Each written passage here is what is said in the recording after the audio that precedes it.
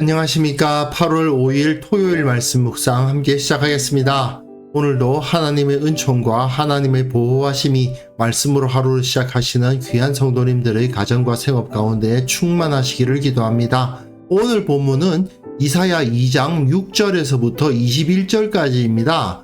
날마다 솟는 샘물에서는 5절부터 22절 끝절까지 다루는데요. 저는 오늘 본문이 좀 길기도 하고 해서 어제 한 절 먼저 다루었고, 그리고 다음 주 월요일에 22절로 시작하려고 합니다.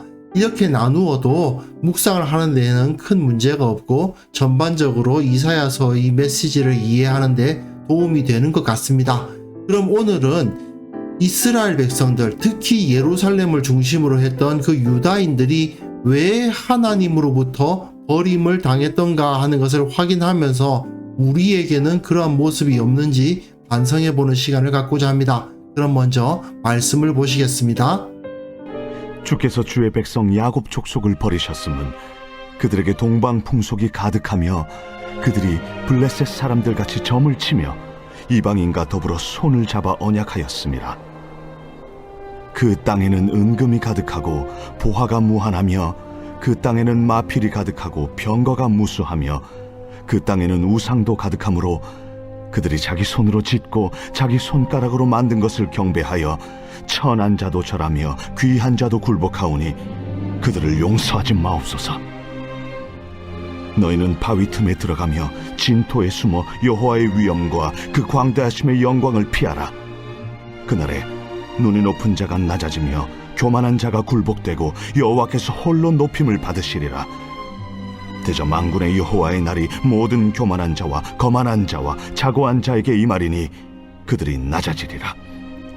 또 레바논의 높고 높은 모든 백향목과 바산의 모든 상스리 나무와 모든 높은 산과 모든 솟아오른 작은 언덕과 모든 높은 망대와 모든 견고한 성벽과 다시스의 모든 배와 모든 아름다운 조각물에 임하리니 그날에 자고한 자는 굴복되며 교만한 자는 낮아지고 여호와께서 홀로 높임을 받으실 것이요 우상들은 온전히 없어질 것이며 사람들이 암혈과 토굴로 들어가서 여호와께서 땅을 진동시키려고 일어나실 때에 그의 위엄과 그 광대하심의 영광을 피할 것이라.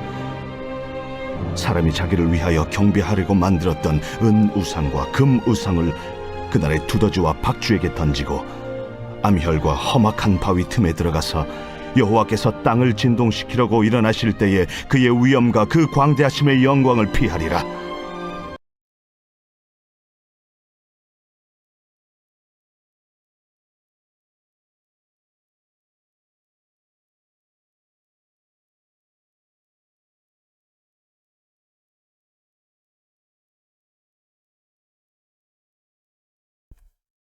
어제까지 묵상한 본문에서 이사야는 여호와의 날을 선포하면서 그날에 평화가 임할 것이다, 소망의 메시지를 던지기는 했습니다. 하지만 그것이 혈통적인 이스라엘, 그러니까 야곱 족속에게 희소식이냐? 꼭 그렇지만은 않았죠. 자기들이 아니라 다른 민족, 이방인들이 하나님의 백성이 될 것이다 라는 메시지이기 때문입니다. 물론 그렇다고 해서 이스라엘 백성들은 하나님의 백성이 될 수 없다라는 건 아니지만 지금이라도 빨리 하나님의 말씀을 듣고 그 말씀을 따르는 삶을 살아갈 때에 하나님의 백성이 되는 것이지, 그렇지 않고 나는 유대인으로서 태어났으니까, 나는 예루살렘에서 살고 있으니까 하나님의 백성이야, 이런 식으로 생각했다가는 버려질 거다라는 경고가 주어지는 셈이죠. 결국 이렇게 하나님의 큰 구원을 노래하지만 그 구원이 꼭 내게 주어지는 것은 아닐 수도 있다라는 경고가 주어지면서 이제 본격적으로 오늘 본문에 여호와의 날에 어떤 심판이 임하는가를 보여주는 겁니다.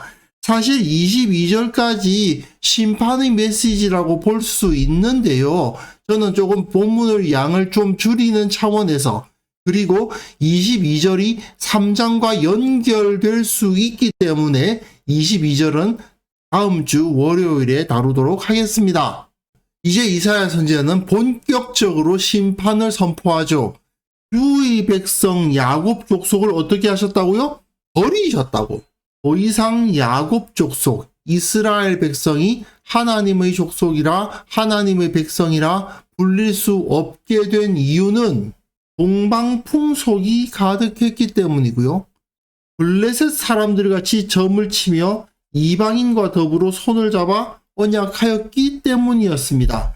동방풍속이다 라는 말은 동쪽에 있는 이방인들을 말하는 거고, 블레셋 사람들이라 하는 것은 이 사람들이 서쪽에 사니까 동쪽과 서쪽의 이방인과 더불어 언약을 하고 있으니 야곱 족속이 버림을 당할 수밖에 없는 거죠. 어차피 이 이스라엘 백성들이 다른 이방인들이나 다를 바가 없이 살고 있는데, 이방인들과 똑같은 풍속을 가지고 살고 있는데 왜 굳이 하나님께서 이스라엘 족속을 붙들고 계시겠습니까? 어차피 이스라엘을 데리고 있어도 이방 풍속이 거기에 가득할 거면 차라리 그냥 이방인들을 데리고 있는 게 낫지 않겠어요? 그런 메시지가 여기에 제시되고 있는 겁니다. 그러니 하나님은 차라리 내가 이방인들을 모아다가 걔네들한테 하나님의 말씀을 가르치고 걔네들이 하나님의 법도대로 살게 하겠다, 이렇게 말씀을 하시는 셈입니다. 그런데 이제 이들이, 이 야곱 족속 이스라엘 사람들이 뭘 추구했던가 하는 것을 볼 수가 있는데요. 은금이 가득하고 보화가 무한하며 마필이 가득하고 병거가 무수하다. 돈이 많아요. 마필과 병거, 군사력이 강해요. 또 그 땅에는 우상도 가득해요. 그들이 자기 손으로 짓고 자기 손가락으로 만든 것을 경배합니다. 전형적인 세속적인 가치관이 여기서 드러나고 있죠. 주의 백성 야곱 족속이 뭘 추구했다는 겁니까? 돈과 군사력을 추구했다. 그리고 그것을 추구하다 보니 무엇을 많이 가지게 되었던가? 우상이 가득했다 이거죠. 선한 자도 절하며 귀한 자도 굴복하오니 우상 앞에 낮은 자든 높은 자든 그 앞에 굴복하면서 그 우상이 자기네들에게 재물을 갖다 주고 군사력을 강하게 해준다, 그거 아니겠어요? 그것 때문에 이렇게 굴복하고 있습니다. 결론이죠. 그들을 용서하지 마옵소서. 용서를 받을 수 있는 가치가 없다 이겁니다. 이스라엘 백성이 이렇게 해놓고 용서받고 구원을 받을 거라고 꿈꾸는 것 자체가 잘못된 거죠. 이제 이후에 이사야 선지자는 유다의 이 교만한 자들이 완전히 심판을 당하게 될 것이다 라고 선포하고 있습니다. 이 사람들, 특히 여기서 교만하다라는 표현이 강조되고 있죠. 교만한 자가 굴복된다. 교만한 자, 거만한 자, 자고한 자 다 교만하다는 말 아닙니까? 그리고 여기서 또 자고한 자는 굴복하다, 교만한 자는 낮아진다, 이런 말로 자기 자신을 높이는 자들, 하나님 앞에서 자신을 낮추는 자들이 아니라 하나님께서 내게 이 모든 것을 공급해 주신다고 고백하는 자들이 아니라 내가 잘나서, 내가 강해서, 내가 장사를 잘해서 이렇게 부유해졌다, 강해졌다라고 자만심에 가득했던 그 사람들이 결국은 어떻게 되느냐? 바위 틈에 들어가고 진토에 숨게 된다고 말합니다. 이것은요, 보통 어느 나라에서나 귀족들은 뭐 부유한 사람들은 좋은 집을 지어서 그 집에서 살게 마련이잖아요. 그런데 이들이 그 집을 잃어버리고 바위 틈, 진토에 숨는다는 겁니다. 눈이 높은 자가 낮아지며 교만한 자가 굴복하고 여호와께서 홀로 높임을 받으실 겁니다. 눈이 높은 자, 교만한 자 다 굴복하고요. 교만한 자, 거만한 자, 자고한 자 다 낮아지고요. 그리고 여기서 그들의 교만의 근본이 무엇인지를 보여주는데요. 레바논의 높고 높은 모든 백향목과 바산의 모든 상수리 나무, 이건 다 나무 자체가 굉장히 큰 나무들이어서 그 자체로 부와 번성을 상징적으로 보여주는 것인과 동시에 이스라엘과 유다의 귀족들이 자기 집 지을 때 뭐 사용하고 싶겠어요? 예, 이거 사용하고 싶겠죠. 그들의 영광을 보여주는 것이 그 백향목이라는 거대한 나무들, 바산의 상수리 나무라는 그 큰 나무들의 영광에 자기 자신을 빗대었을 뿐 아니라 그 나무를 잘라서 자기 집을 지으면 자기 영광이 크게 느껴지겠죠. 그걸 여기서 보여주는 겁니다. 그리고 모든 높은 산, 솟아오른 작은 언덕, 높은 망대, 견고한 성벽, 이 모든 것은 다 자신이 높은 자리에 있다. 성을 두르고 있다. 다른 사람들이 나에게 함부로 가까이 올 수 없는, 나는 특별한 위치를 점유하고 있다는 것을 보여주고요. 다시스의 모든 배, 다시스는 지금의 스페인 지역인데 이 당시 사람들의 입장에서 봤을 때는 정말 땅끝입니다. 정말 멀리서 오는 배이거든요. 그러니까 쉽게 만나볼 수 없는 물품들이 다시스에서 오는 배에는 실려 있었을 겁니다. 정말 이국적이고 다른 사람들이 흔하게 볼 수 없는 물건들이 그 배에 실려 있는데 그런 것들은 누가 주로 소유하고 있었겠어요? 귀족들이죠. 그들이 그것을 가지고 아름다운 조각물들을 가진다 하는 것인데 그 모든 것 위에 무엇이 임합니까? 예, 하나님의 날이 임하는 거죠. 대저 만군의 여호와의 날이 임한다. 그날에 자고한 자는 굴복되며 교만한 자는 낮아지고 여호와께서 홀로 높임을 받으실 것이요. 그리고 또한 우상들은 온전히 엎어질 것이고 그들이 자랑했던 집들은 다 무너지고 암혈과 토굴로 들어가서 바위 틈과 토굴에서 살게 될 것이다 그 말이죠. 왜? 여호와께서 땅을 진동시키시고 일어나실 때 그 위엄과 광대하심의 영광을 피하려고 자기 집에 있을 수가 없으니 바위 구석과 토굴에 들어가서 하나님의 영광을 피하게 된다는 것입니다. 사람이 자기를 위하여 경배하려고 만들었던 은 우상과 금 우상을 그날에 두더지와 박쥐에게 던집니다. 왜 두더지와 박쥐에게 던지겠어요? 암혈과 토굴에 사는 동물들이 뭐예요? 두더지와 박쥐잖아요. 거기 들어가가지고 그 이전에는 레바논의 백향목과 바산의 상수리 나무로 으리으리하게 집을 지어서 거기서 에헴 하고 살고 있던 자들이 하나님의 날이 여호와의 날이 임할 때에 그 광대하심의 영광이 임할 때에 암혈과 토굴로 들어갈 수밖에 없게 될 것이다. 그들의 집을 다 잃어버리게 될 것이다. 다시 한번 암혈과 험악한 바위 틈에 들어가서 그들이 집을 잃어버릴 것을 보여주는 겁니다. 여호와께서 땅을 진동시키시려고 일어나실 때 그 위엄과 광대하심의 영광을 피하리라. 거의 똑같은 표현이 반복되면서 저들이 분명히 저들이 가지고 있었던 그 이전에 자기가 자랑했던 그 영광의 상징이었던 그들의 집을 다 잃어버리게 될 것이다 라고 선포하고 있는 것입니다. 특히 그들의 은 우상과 금 우상이 두더지와 박쥐에게 던져질 수밖에 없을 겁니다. 왜요? 그 모든 것은 다 가치가 없으니까. 그 이전에는 은과 금이 자기들에게 가치가 있는 것이어서 그 은 우상과 금 우상이 은과 금을 자기에게 줄 줄 알고 열심히 섬겼겠지만 그날이 되면 자기네들이 살고 있는 그 암혈과 토굴에 사는 두더지와 박쥐나 그것을 가져라 하고 던질 수밖에 없게 될 것입니다. 그렇게 모든 것이 다 무너진 후에야 그들은 하나님의 영광 앞에 서게 될 것이고 그 하나님의 영광이 그들에게 구원의 소망이 되리라는 보장은 없죠. 사실 인간은 참 교만합니다. 이사야가 사역하는 당시에나 현대에나 그다지 차이가 없어요. 물론 현대에는 직접 그 우상을 막 만들어가지고 그 앞에서 절하고 그러진 않죠.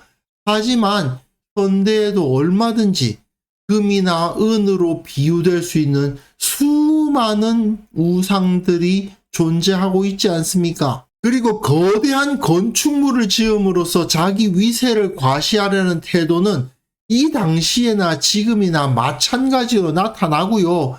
자기가 좋은 집에서 산다는 것을 내세우면서 과시하고 싶어하는 모습 그대로 지금이나 이때나 똑같이 나타나고 있죠. 물론 현대에는 그 집의 축소판인 자동차도 있습니다. 자동차도 결국은 그 집의 축소판이죠.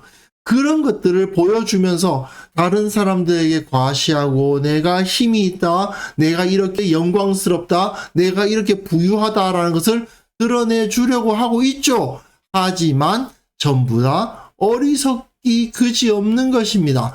하나님의 영광을 바라보지 않고 자기 힘으로 그것을 얻기 위해서 동분서주하는 인간은 결국은 그 모든 것을 다 빼앗기고 암혈과 토굴에 들어갈 수밖에 없을 것이다 라고 하나님께서는 이렇게 경고하고 계신 겁니다. 참 사람이라는 존재는 부유하고 안락한 자리에 머물다 보면 하나님을 기억하기보다는 자기가 누리고 있는 것들의 마음을 빼앗기고 그 모든 것이 하나님으로부터 왔음을 망각하는 것 같습니다. 그러면서 서서히 이 모든 것은 다 내 거야. 내가 이룬 거야. 나의 업적이야. 이렇게 말하면서 교만해지는 거죠. 우리에게는 이러한 교만, 이러한 어리석음이 없어야 할 것입니다. 만약 우리가 이런 교만, 이런 어리석은 태도에 빠져버린다면 이사야 선지자의 경고, 모든 것을 다 잃어버리게 될 것이라는 경고 앞에 설 수밖에 없음을 우리는 반드시 기억해야 됩니다. 그래서 이 시간 함께 기도하실 때에는요, 우리가 주님 앞에서 교만한 마음을 결코 갖지 않게 하옵소서. 우리 모든 성도들이 주님께서 주시는 그 복을 진심으로 기뻐하며 겸손한 마음과 태도로 주님만을 섬기게 하시고 이 한국교회에 속한 모든 교회들이 결코 교만한 태도에 빠지지 않도록 주께서 돌보아 주옵소서. 함께 기도하는 시간 가졌으면 합니다.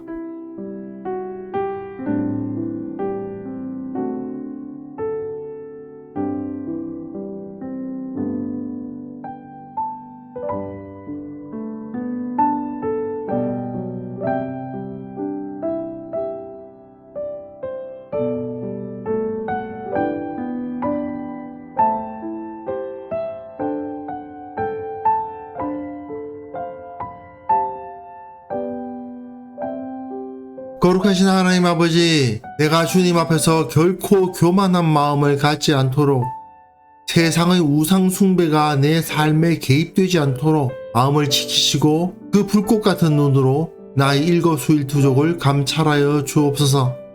우리 교회의 모든 성도들 주님 안에서 늘 복의 복을 누리게 하여 주시되 특별히 그 가운데 겸손한 마음을 잃어버리지 아니하고 오직 모든 것이 주님으로부터 나왔음을 고백하는 자들이 되게 하여 주옵소서. 아버지, 한국교회의 모든 교회가 참으로 교만해지지 않아야 되겠습니다. 자기들의 위세와 큰 건물을 자랑하는 어리석은 교회가 단 한 교회도 없도록 도와주시고 오직 주님께서 기뻐하실 참 예수 그리스도의 제자들을 배출하는 교회가 다 될 수 있도록 도와주시고 그 교회에 주님께서 기뻐하시는 온전한 자들이 지도자가 될 수 있도록 주께서 은혜를 베풀어 주옵소서. 아버지, 오늘 하루 우리가 주님을 섬기며 살아갈 때에 늘 겸손한 마음으로 주님을 높이며 하루를 보낼 수 있기를 원합니다. 또한 내일 거룩한 예배를 준비하는 마음을 우리에게 허락하여 주시고 그 예배 가운데 임하실 하나님의 영광을 바라보며 기뻐하며 감사하며 늘 주님의 임재를 사모하는 자가 될 수 있도록 주께서 은혜를 내려 주옵소서. 주님, 오늘도 우리와 함께 하실 것을 믿습니다. 주님께서는 늘 우리에게 복과 은혜를 허락하여 주실 것을 믿습니다. 주님, 우리와 함께 하여 주옵소서. 예수님의 이름으로 기도합니다. 아멘.